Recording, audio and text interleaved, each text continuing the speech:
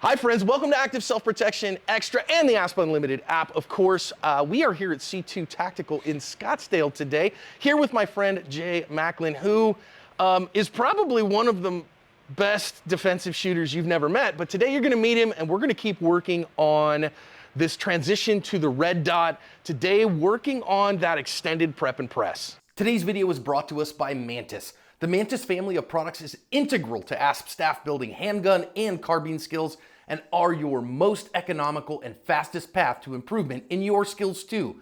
Whether you choose the X10, the Laser Academy, the Blackbeard, or use them all in concert, they will help your practice be more effective, efficient, and fun. Go check them out, pick up a unit, and thank them for sponsoring today's video. Jay, you got to introduce yourself. Tell us who you are. Hey guys, Jay Macklin here. Thanks, John. Appreciate you having me here. I've known John for several years now, and it's super fun to be here and actually to have some training. I've actually attended a couple of his trainings and really enjoyed it. If you guys haven't done the 10-round Skill check assessment, that is super fun. Glad to be here and ready to.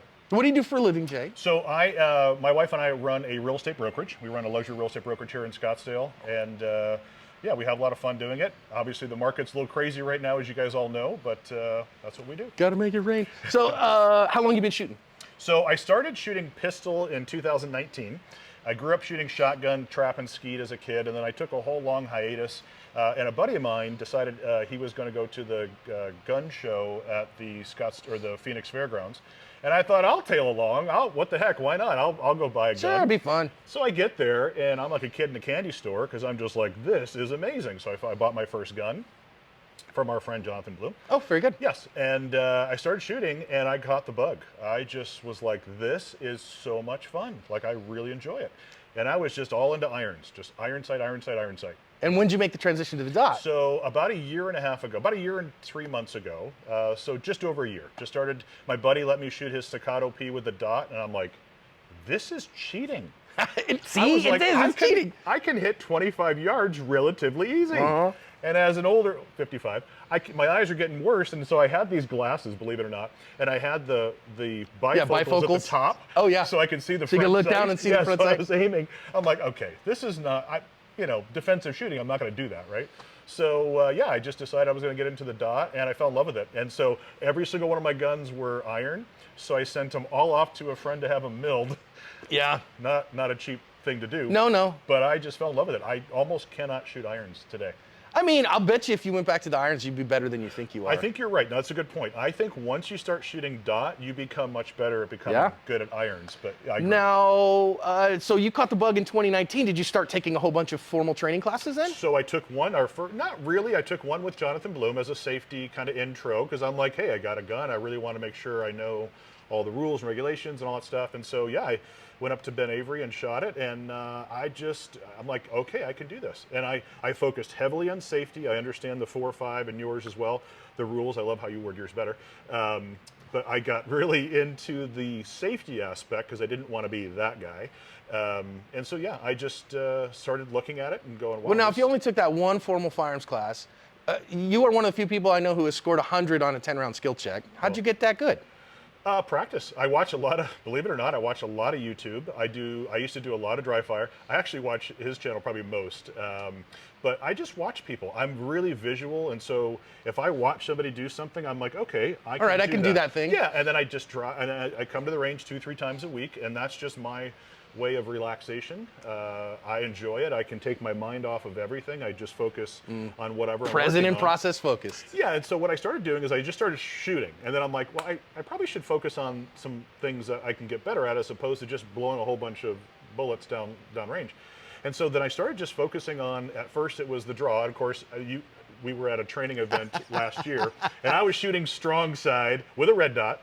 And he looks at me and goes, hey, you're going to transition to appendix pretty quick. And I'm like, all right, I'll take that challenge. We'll see. Yeah. So I get an appendix holster, and I'm like, oh my God, this is so much better. So much easier. Oh, it's so much easier. So anyway, I just got into it, and I train a lot. I watch a lot of YouTube videos, and I understand the phonetics. Like, I used to be a little bit into football and played hockey, so I have a little bit of an athletic feel. I understand body movement you know, that type of stuff. But honestly, it was uncomfortable at first, and I just ran through it. And I'm like, Yeah. okay, get better. So Jay here is what we would call an autodidact. And so he's a learner and with a sports background, so you understand how the human body works, can watch it and do it, watch it and do it. And that's somebody who's able to teach themselves. Although it is a lot of fun when you get a high-level coach, somebody like Brian Hill or something, when we're in his red dot class together. That was so much who fun. can give you feedback and help you to feel and see and kind of show you, that's a helpful thing. It is very helpful. So we're going to continue on a little bit. So now you know this, and you'll see, Jay can shoot, okay? Like, he's a better shooter than I am. Not that I'm like the world's greatest shooter. I'm pretty competent. He's better than I am. I don't know about that. So we're going to work on, Brian calls it the extended prep and press, right? And so we've talked a little bit here, and what we've got to do in live fire is, and we're making that transition, is learn from where we're happy and we know it, right? We put our hands together where we're happy and we know it. So we get the gun out of the holster into both hands. I'm not gonna do that, it's uprange right now, so we'll change the camera in a minute. And once the gun is in my hands here, next level on this, we'll build the grip. But before that, we've got our grip complete here.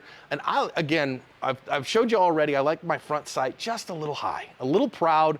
So then that way, as I bring the back of the gun, the base plate of the gun up to my eye line, the dot comes in from 12 o'clock. While I prep my trigger. Now, my trigger prep with my short reset P30 Lem Gray Guns trigger, which was installed by Ernest Langdon, is a little longer prep than you running. Are you running an Atlas? I run an Atlas Aries. An Atlas Aries. So you can tell, high-level real estate broker, broke YouTuber. Beautiful gun. But of course, on that 1911 trigger, it's a glass rod break with almost no take-up. Almost. Right? It'll surprise you. So he's got poquito take-up, like just a little bit of prep. Yeah. I have more prep. I've got to go find the wall, which on that first trigger press for me has a little bit of distance. Once I'm in the reset, we're functionally running about the same trigger on the second shot and beyond. So we're prepping our trigger as we do that, and as soon as we see the dot, we're gonna let it fly. And I like to do this in live fire because in dry fire, of course, we lie to ourselves. As we're pulling the trigger? Yeah, so we go, wait a minute, oh, is it just where I see it, and did I actually see my dot? Yeah, I saw it. Yeah, sure I did. Yeah. The hole tells a different story. Yeah, so again, the gun doesn't lie, right? So the hole tells me where the dot was Yeah. when the trigger dropped.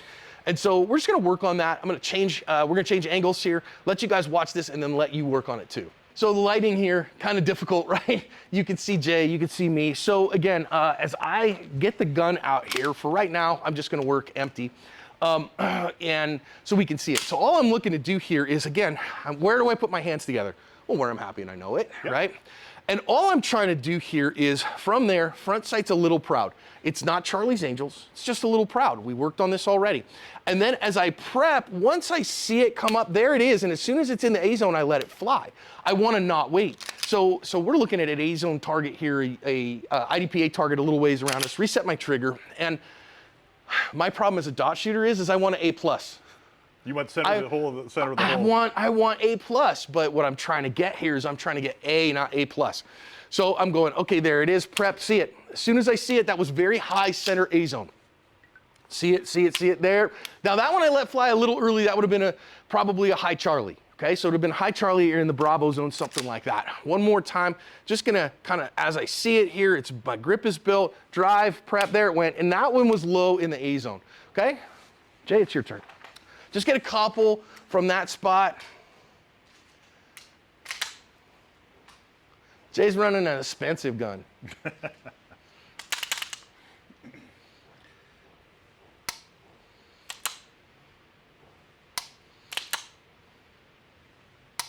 Now, you don't have to run this fast, okay? You can go at whatever speed you can see. Jay's a very good shooter, has been doing a bunch of this. So you see him, he's moving at a relatively decent speed. I'll slow down just a little bit here so you can kind of... And it's okay, he can run that speed because he's fast, right? Now, run a few at your pace. I want you to run them at your pace. That was a C.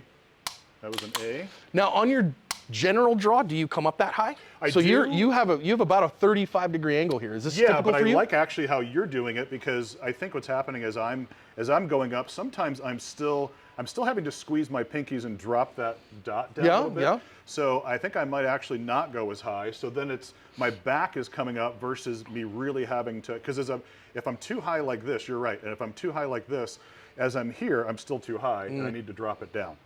And I mean, and I know guys that will say, okay, that's when you really squeeze the pinkies in order to drop the dot. Yep. I just like personally, if I'm just a little front sight proud, just a little, not a ton, not way up here, just a little, then, and I'm thinking about bringing the back plate up to my nose is what I'm thinking.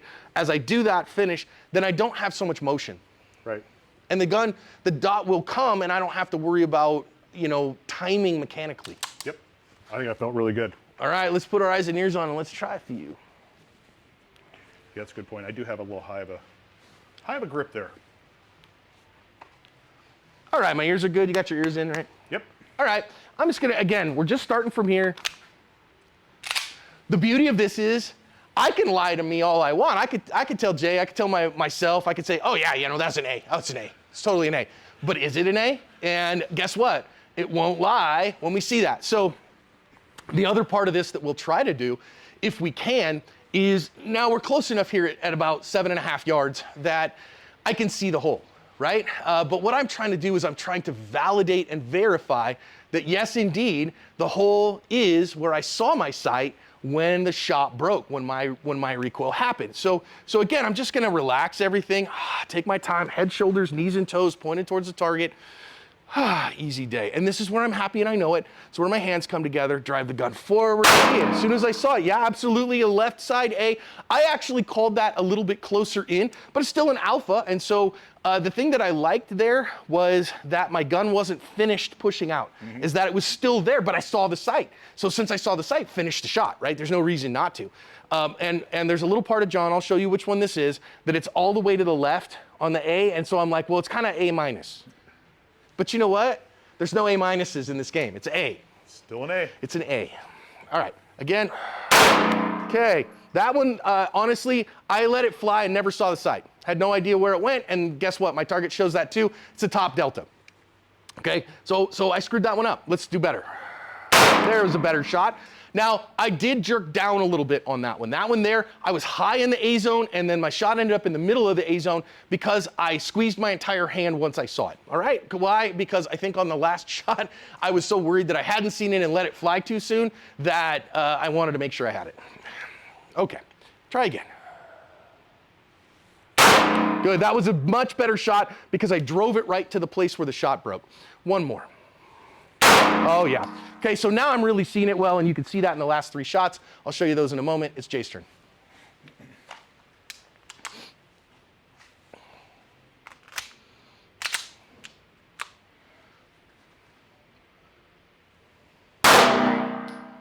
Did you call it?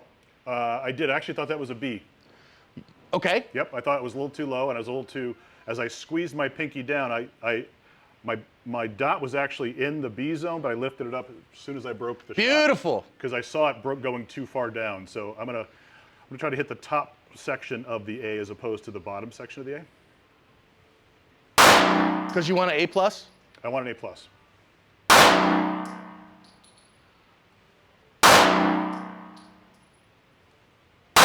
Okay. Let's go take a look at him.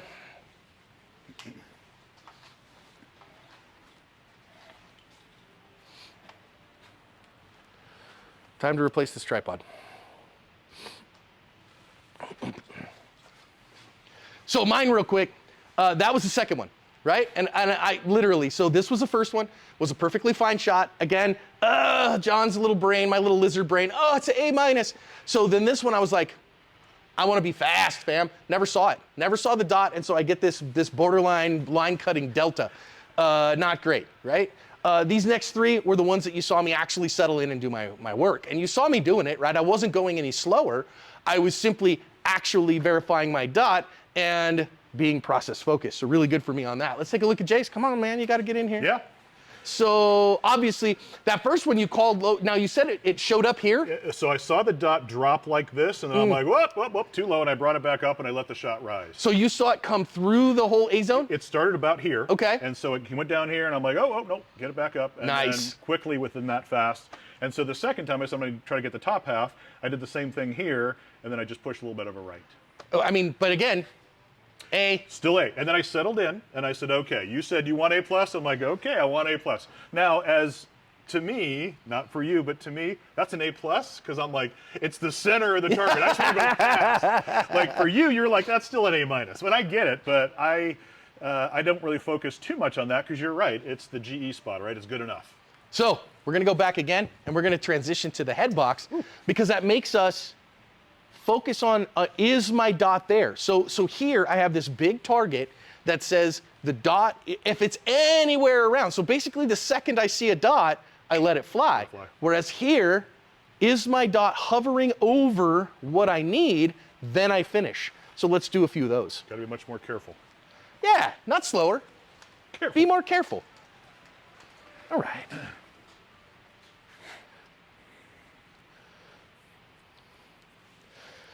Okay, so same thing here. I'll go first. I'm gonna come over this way just a little so that I'm at least on camera. So I'm trying for the A zone here. Again, same idea. And all I'm trying to do here is the dot comes in and I finish, I purposefully choose the amount of trigger pressure that will help me to let it finish when it is refined enough, right? So here, as it's coming through, I go, there it is, there it was. And again, so it came in and kind of stopped the skosh high, and then I had to drive it to the place, right? And I had to drive it in there. Now, I don't know, Jay, what would you call my hesitation there once the gun was out? 0.3, 0.4? Not, I mean, negligible. Okay. Yeah. I didn't see much of a hesitation, actually. Felt like a little bit to me, but it's an A, so let's try again. Okay, so that one, it showed up to the right, a little bit more hesitation there. That was about 0.3, 0.4 hesitation, but you're also an A+.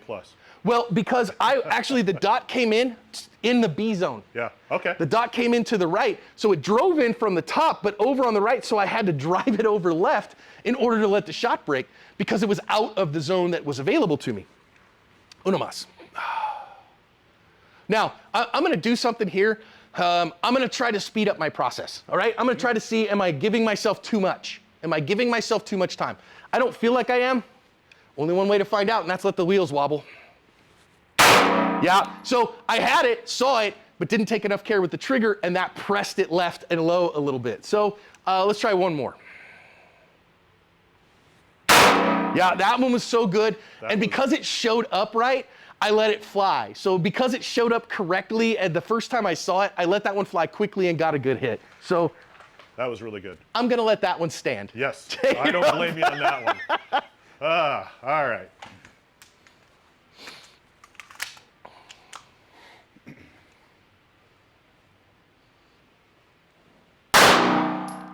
Prep the trigger a little too hard on that one. High left. That's an A.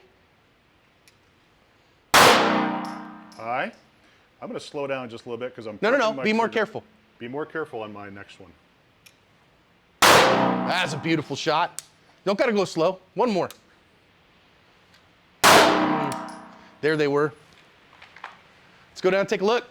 Now, this is one of the problems at Active Self-Protection Extra. My problem at Active Self-Protection Extra is if I shoot it on camera, I put it out in the wild. You have to do it. And that keeps me honest.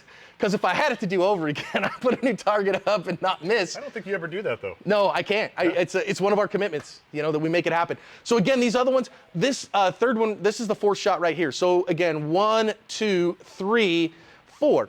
When I'm process focused, it happens. Now let's talk here. So this one here is, you're borderline. It's a perfectly fine shot. Yep. So here I prep the trigger too high or too hard, too fast. So again, as my trigger is super light, as I'm bringing it down, it caught me off. I did the same thing. I was trying to go a little too fast and prep it too fast, and then I caught that one. This one I was a little bit more careful, and then this one I actually sped up a little bit more. and actually had a better draw or a better presentation as I was pointing that gun. Here's the other thing I don't people realize too. You run your dot differently than I do. I use a single pinpoint dot. Pinpoint dot at very low, Very low brightness. Yes, yours is a circle. Circle only. To me, that's way harder. So, okay, we got to talk about that a little bit. Yeah. Because I really think that the way that people see is different. Yes. And so when people ask me all the time, John, which dot is best? Stay with one of the reputable brands, and I don't care. Yep. Which dot size is best? I don't know how your eyeballs work. Yep. I have some astigmatism left, and so for me, if I get a 6-minute dot, it shows up as a meteor, whereas a tiny dot, I get less. Okay. But as a circle, I get none. You get none. I get a nice, clear You circle. can just center that target right within that circle. Yeah, I mean, I don't ever look at the circle. I'm looking through the circle in the center of the circle, and that's where. Well, you don't look at your bugs in your windshield. You drive your car. You drive your car. Look at the road. And so same thing, I drive through, and the circle works really well for me. Now, I think you can see I'm able to get acceptable hits, you know, and do the right thing. Is circle only right for everyone? No. For me, circle and dot is too busy. Yeah. I can't look through it. Yeah, I've seen those. It's a buggy windshield. Yeah. You know, it's What am I looking at? too much bugs. I can't see. Yeah. And so I like circle only, but obviously you do a very good job with a single dot It of works low for brightness. me, and I know some people like green, some people like red. My eyes see red better than green for whatever reason. And I try see to green. Yeah, and again, to your point, I think everybody's a little different when they, you know, just try a couple different ones and see which one you're comfortable at. And I know you call the SRO the truck windshield because I know. Dude, it's big, man. I love it. Like I haven't tried the Hollison yet, but I will tell you though that for me, an RMR CC. So little. I'm still fishing. Yeah. I find myself fishing. Not as much anymore because I'm getting better at the red dot, but I just like a big window. Yeah, a big window good. I have a Hollison 507 competition inbound. I'm excited to try it. That looks like a really nice. We'll see. But the SRO is, I get it. If you watch Aaron Cowan, it's not duty rated. You're right. It is private citizen rated because we're not doing stuff that cops are doing, you know, with big outside the waistband buckets. So it's totally fine for a private citizen. For concealed carry. So anyhow, I think my big thing for you on this, how are you going to practice this? Go to the range, don't need to draw from the holster. You're going to big target or small target. We are a little front sight proud.